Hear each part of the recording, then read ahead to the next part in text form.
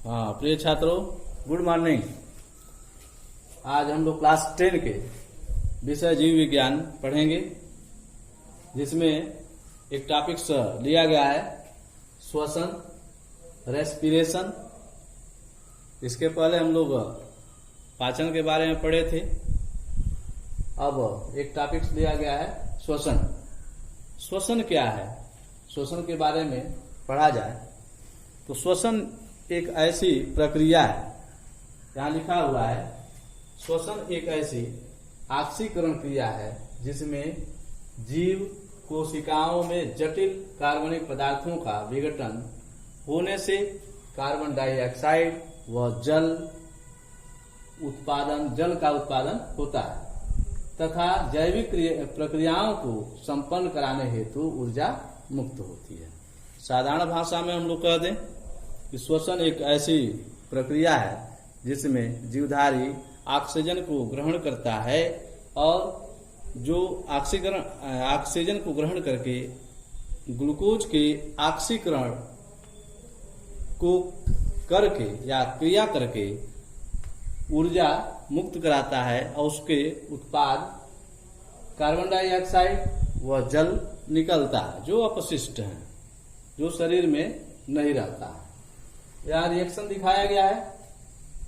Glucose का एक अणु लिया गया है C6H12O6 और जो श्वसन ऑक्सीजन हम लोग ग्रहण किए हैं प्लस 6O2 ऑक्सीजन ग्रहण किए गए हैं, तो यह ऑक्सीकरण क्रिया करके यहाँ उत्पाद बनाता है carbon dioxide 6CO2 plus 6H2O जल और 673 किलो कैलोरी ऊर्जा मुक्त होती है, जो हम लोगों की जैविक क्रियाओं को चलाने में सहायता करती है। यह 673 किलो कैलोरी ऊर्जा हम लोगों की जैविक क्रियाओं को चलाने में कार्य करती है। आवश्यकता से अधिक अगर ऊर्जा होती है तो वह ऊर्जा ATP में एडिनोसिन ट्राइफॉस्फेट में संचित हो जाती है। तो श्वसन जो करते हैं जीवधारी, तो कौन कौन से जीवधारी हैं जो यह कार्य या जो भी सजीव हैं जो जैविक क्रियाओं को चलाने के लिए श्वसन करते हैं, तो श्वसन दो प्रकार के हैं। यहाँ लिखा हुआ है श्वसन के प्रकार। श्वसन दो प्रकार का होता है। पहला है ऑक्सी श्वसन, दूसरा है अनाक्सी श्वसन।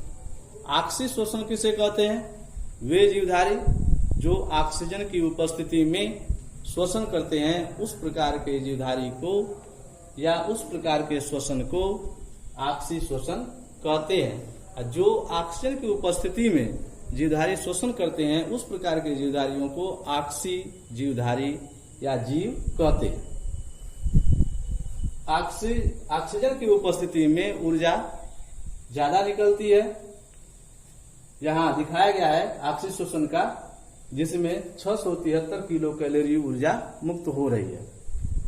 दूसरा है अनाक्सी श्वसन। अनाक्सी श्वसन क्या है? यह मीन्स नहीं, यानी ऑक्सीजन की अनुपस्थिति। यहाँ बताएंगे वह श्वसन जो ऑक्सीजन की अनुपस्थिति में होता है, उस प्रकार के श्वसन को अनाक्सी श्वसन कहते हैं। कुछ जीवधारी जैसे सूक्ष्म जीव है, ईस्ट है, बैक्टीरिया है, ये सब अनाक्सी श्वसन करते हैं। और अंकुरित जो बीज है, कुछ पौधों में कुछ परिस्थितियों में भी अनाक्सी श्वसन होता है। हम लोग के शरीर में भी अनाक्सी श्वसन की क्रिया होती है। कब? जब हम लोग कोई कार्य करते हैं, जब श्वसन करते हैं, ऑक्सीजन ग्रहण करते हैं, तो जब कोई धावक है या कोई कार्य करता है तो उसकी सांसें फूलने लगती है। हम लोगों के जो सांस लेने की क्षमता है, तो ऑक्सीजन को ग्रहण करते हैं, लेकिन पूरे शरीर में उतनी ऑक्सीजन नहीं पहुंच पाती है। उस समय हम लोगों की जो मांसपेशियां हैं, कोशिकाएं हैं, उसको आवश्यकता अनुसार ऑक्सीजन की आवश्यकता होती है, लेकिन हम लोगों के जो श्वसन तंत्र है उससे हम लोग ऑक्सीजन पूर्ण रूप से नहीं ग्रहण कर पाते हैं। जिसके कारण मांसपेशियां या कोशिकाएं में अनाक्षी श्वसन भी स्टार्ट हो जाता है। कैसे? ये ग्लूकोज टूटने लगता है ऑक्सीजन की अनुपस्थिति में और ऊर्जा मुक्त होती रहती है। तब जो धावक है या कोई कार्य करता है तो यह उत्पाद लैक्टिक अम्ल, जब ह्यूमन की बात कर रहे हैं तो लैक्टिक अम्ल में अपशिष्ट पदार्थ के रूप में पूर्ण रूप से ऑक्सीकरण की क्रिया नहीं हो पाती है, तो वह ग्लूकोज कुछ ऊर्जा यानी 56 किलो कैलोरी ऊर्जा देता है उस मांसपेशियों को, और वह उस मांसपेशियों में लैक्टिक अम्ल इकट्ठा होते रहते हैं, जिसके कारण हम लोगों के पैर में या मांसपेशियों में दर्द होता है। ये तो हो गया। अब ये कैसे, मान लीजिए कि धावक कोई है या कार्य करने वाला व्यक्ति है, उसका शरीर जब दर्द होता है तो उसके स्पष्ट हो जाता है कि यह कोई परिश्रमिक या हार्ड वर्क किया है, जिसके कारण उसके शरीर में लैक्टिक अम्ल इकट्ठा हुआ है। वह 1-2 दिन रेस्ट जो लेता है या जनरल सामान्य रूप से काम करता है तो ऑक्सीजन धीरे धीरे उसके शरीर में पहुंचता रहता है और यह लैक्टिक अम्ल अपूर्ण रूप से टूट जाता है, जिसके कारण उसके मांसपेशियों में से लैक्टिक अम्ल समाप्त हो जाता है और उसके शरीर में जो दर्द था वो भी नॉर्मल हो जाता है। ये हो जाता है अनाक्षी श्वसन का। हम लोग विशेष परिस्थितियों में अनाक्षी श्वसन हम लोग के शरीर में स्वतः होता है, जैसे कुछ कार्य करते हैं तो जनरल रूप से तो हम लोग ऑक्सी श्वसन करते हैं। ऑक्सीजन की उपस्थिति में हम लोग के जो तंत्र है, श्वसन तंत्र, नाक से लेकर फेफड़ों तक, तो कैसे ऑक्सीजन पहुंचता है वायुमंडल में। ऑक्सीजन की उपस्थिति जो हम लोग नासा मार्ग के द्वारा फेफड़ों तक पहुंचाते हैं। तो पाचन जो ये कर रहे हैं श्वसन तंत्र, तो नाक से आगे पहुंचेंगे श्वास नली, फिर आगे पहुंचेंगे, 2 बटा हुआ है, 2 फेफड़े हैं, दोनों फेफड़ों में श्वसनी बटे हैं, वह श्वसनी श्वसनियों में बटे हैं, वह श्वसनियां और छोटे छोटे भागों में बटे हुए हैं, और अंत में कूपिकाएं लगी रहती हैं। कूपिकाओं के में श्वसन ऑक्सीजन पहुंचता है और रुधिर के माध्यम से वह ऑक्सीजन कोशिकाओं तक पहुंच जाता है, और कोशिकाओं में जो ग्लूकोज होता है उस ग्लूकोज का ऑक्सीकरण होता है। ऑक्सीकरण का अर्थ होता है वह पदार्थ टूटकर अब छोटे छोटे पदार्थों में विघटित हो जाता है, जिसके कारण हमें ऊर्जा मिलती है। वह ऊर्जा जैविक क्रियाओं को, जैसे हम लोग चल रहे हैं, काम कर रहे हैं, कुछ जो भी हम लोग का शरीर की जैविक क्रिया है, कार्य करने की क्षमताएं हैं, उसको करने के लिए उससे हम लोग ऊर्जा प्राप्त करते रहते हैं। और आवश्यकता से अधिक अगर हो जाता है तो एटीपी में, जो एटीपी है, ऊर्जा संचित हो जाती है। इसका यहां देख लेंगे, एटीपी यह है एडिनोसिन ट्राइफॉस्फेट। इससे हम लोग ऊर्जा प्राप्त करते हैं और जैविक क्रियाओं को चलाते हैं। तो जब इससे एटीपी से ऊर्जा हमें मिलती है तो यह एटीपी एडीपी में टूटता है। तभी अगर हम भोजन नहीं करते हैं तो एडीपी से हम लोग ऊर्जा भी प्राप्त कर सकते हैं। एडीपी टूट जाता है तो एएमपी में परिवर्तित हो जाता है। ये लास्ट स्टेज है इसका। एटीपी संचित ऊर्जा है और यह जो संचित माइटोकांड्रिया में संचित हो जाती है, और इसे हम लोग माइटोकांड्रिया को ऊर्जा का विद्युत घर भी कहते हैं, जिससे हमें ऊर्जा मिलती रहती है। वही ऊर्जा एटीपी में माइटोकांड्रिया में संचित रहता है, और एटीपी से ऊर्जा प्राप्त करते हैं तो यह एटीपी टूटकर एडीपी में, एडिनोसिन डाइफॉस्फेट में परिवर्तित हो जाता है, और यह टूटता है तो एएमपी में बदल जाता है, एडिनोसिन मोनोफॉस्फेट में, और इसके बाद ऊर्जा हमें नहीं मिलती है। जब भोजन करते हैं तो यह ग्लूकोज में परिवर्तित होकर कोशिकाओं में रुधिर के माध्यम से पहुंचता है और पुनः ऑक्सीजन के द्वारा वह ऑक्सीकरण होता है और ऑक्सीकरण से हमें पुनः ऊर्जा प्राप्त होती है। इस प्रकार तो हो गया। ऑक्सी शोषण में अधिकतर जीवधारी आते हैं, सूक्ष्म जीवधारी आते हैं, ये सूक्ष्म करें, ये अनाक्सी वाले में सूक्ष्म जीवधारी आते हैं और ऑक्सी शोषण में हाई लेवल के जीवधारी आते हैं, जिसके द्वारा शोषण की क्रिया होती रहती है। इसमें बहुत कम मात्रा में है, जैसे सूक्ष्म जीव हो गए, ईस्ट हो गया, बैक्टीरिया हो गया, अंकुरित बीज हो गए, और हम लोग विषम परिस्थितियों में जीवधारी अनाक्सी शोषण कर लेते हैं। अब देखा जाए ऑक्सी शोषण व अनाक्सी शोषण में अंतर क्या है, दोनों में अंतर क्या है। तो यहाँ कॉलम बनाया गया है ऑक्सी शोषण और अनाक्सी शोषण। ये डिफरेंस दिखाया जाए तो ऑक्सी शोषण पहले ही बताया गया है कि ऑक्सीजन की आवश्यकता होती है, यहाँ लिखा हुआ है ऑक्सीजन की आवश्यकता होती है, इसका स्पष्ट। उसके बाद अनाक्सी में ऑक्सीजन की कोई आवश्यकता नहीं होती है, वह विषम परिस्थितियों में या सूक्ष्म जीवधारी अनाक्सी शोषण करते हैं जिसमें ऑक्सीजन की आवश्यकता नहीं होती है। ये तो हो गया फर्स्ट।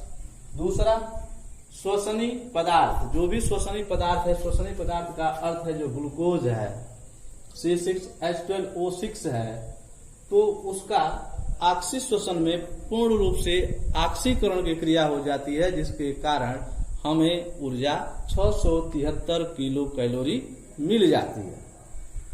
अब इधर देखेंगे दूसरे पॉइंट में, श्वसनीय पदार्थ का पूर्णतः या पूरा ऑक्सीकरण नहीं होता है, इसमें 56 किलो कैलोरी ऊर्जा ही प्राप्त होती है और शेष वैसे ही हम लोगों के शरीर में अपशिष्ट पदार्थ या बेकार पदार्थ के रूप में इकट्ठा होता रहता है। और जब ऑक्सीजन सामान्य रूप से हम लोग लेते हैं तो वह पुनः ऑक्सीकरण हो जाता है, टूट जाता है और उससे हम लोग ऊर्जा प्राप्त कर लेते हैं।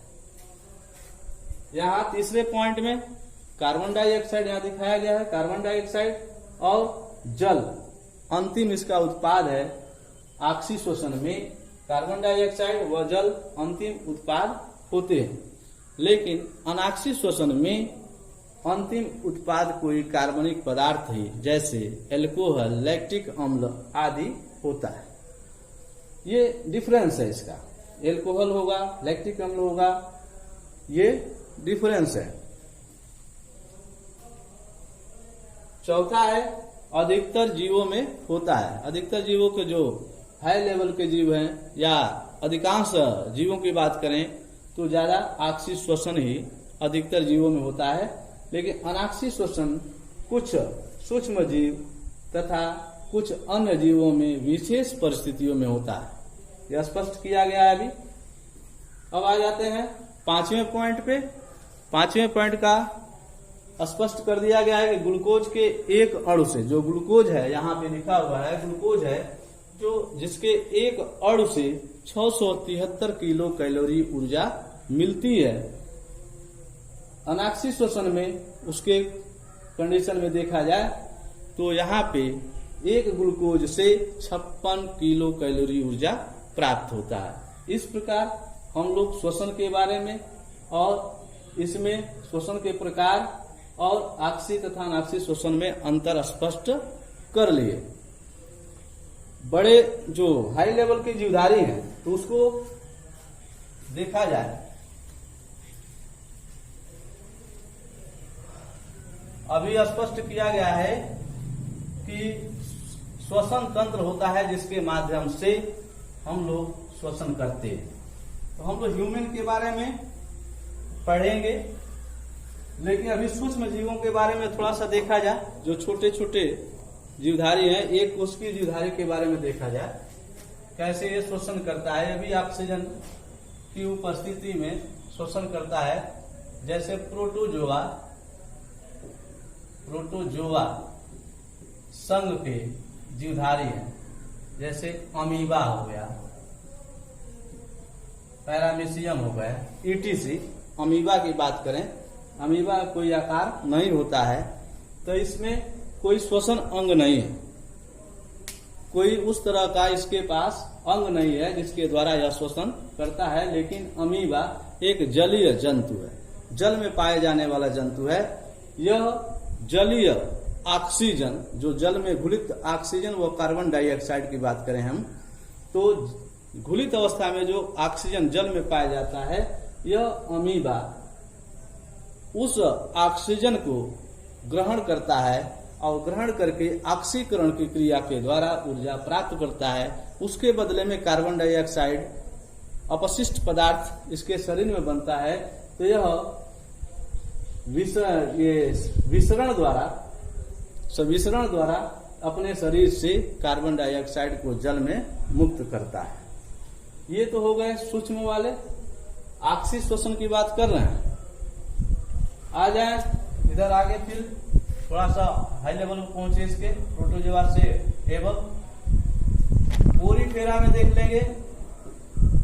पोरीफेरा जैसे साइकान हो गया, साइकान भी एक जंतु है।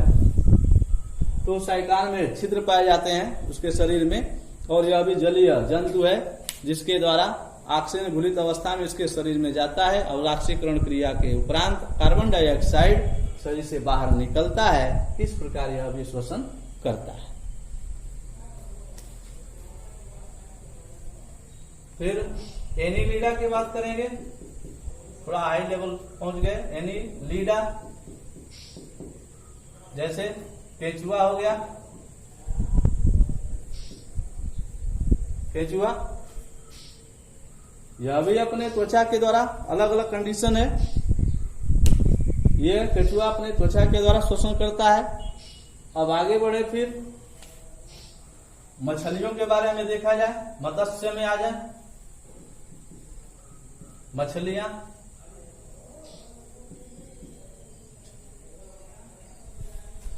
मछलियों के बारे में देखा जाए, इसमें गिल्स पाए जाते हैं और गिल्स के माध्यम से यह श्वसन करते हैं, ऑक्सी श्वसन करते हैं।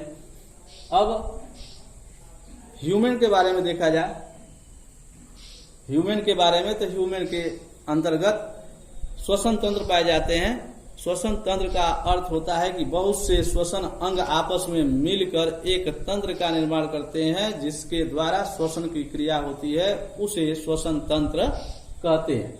जैसे हम लोगों का नाक है, नाक के आगे फिर पहुंचेंगे तो एक जैसे नासा छिद्र है, श्वास नली एक नली है जो गले में पाया जाता है, और श्वास नली जो आय के तरफ दो शाखाओं में बढ़ जाता है, जिसे श्वसनी कहते हैं, और वह श्वसनियों में बढ़ जाता है, और वह श्वसनियां कूपिकाओं में बढ़ जाता है और फेफड़ों का निर्माण करता है।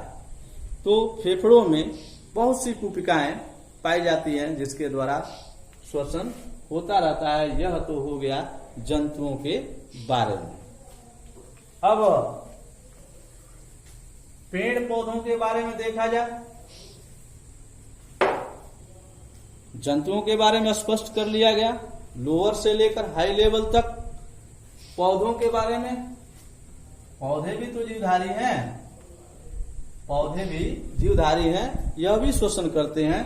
तो यह कैसे श्वसन करते हैं? जैसे जड़ हो गया पौधों का,